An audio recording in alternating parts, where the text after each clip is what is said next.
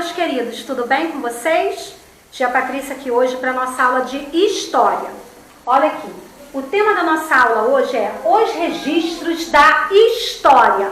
Lembra que a tia já falou com vocês que cada um de nós temos uma história? A nossa história pode ser contada através de documentos, de fotos, brinquedos, não é mesmo? Então vamos ver mais algumas coisas que a gente pode utilizar para contar a nossa história. Então vamos lá.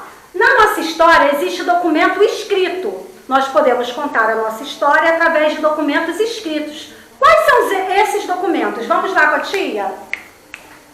Ó, a carta, olha aqui, a tia recortou algumas figurinhas para trazer como exemplo para vocês. A carta é um exemplo de um documento escrito. Existe aqui também outro tipo de documento escrito. O primeiro caderno, aqui eu trouxe a figurinha do primeiro caderno da Maria Clara. É uma menininha aí que eu conheço. Primeiro caderninho da Maria Clara, tá? Quem tem aí em casa guardado o primeiro caderninho de quando o primeiro dia da escola, a primeira série inicial que você começou na escola, como é que é isso? Você tem guardado? Aqui, olha, um diário. Quem tem um diário em casa? O diário também conta a nossa história. Conta a nossa história diariamente. Coisas que acontecem todos os dias com a gente.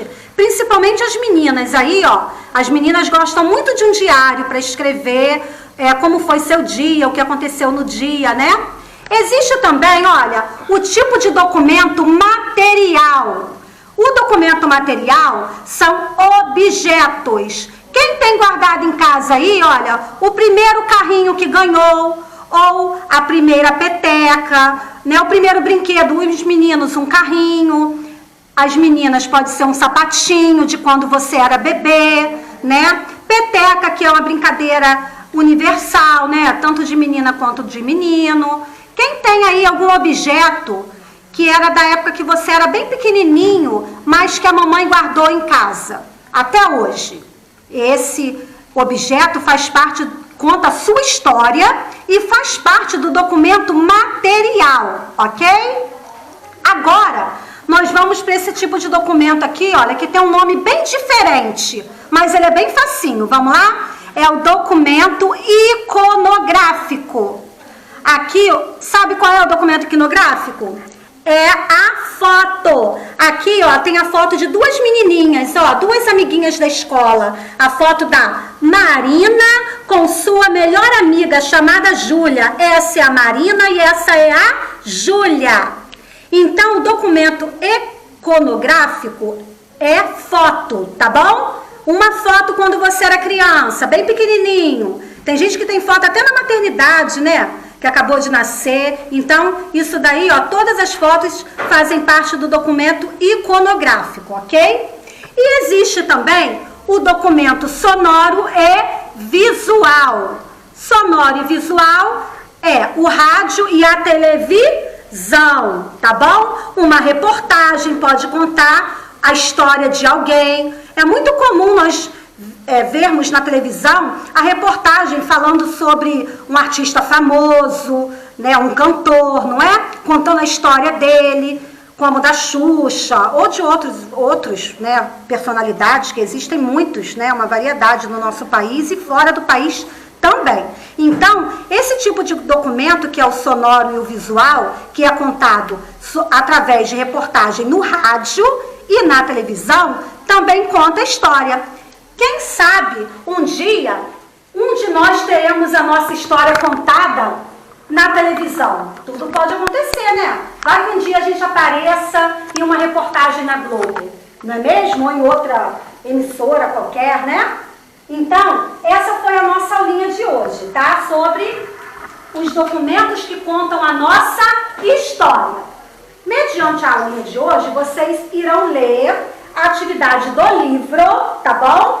Da página, a lição 5, da página 255, 256, 257 e vão responder a página 258 e 259, ok? E também irão fazer a atividade da folhinha, olha.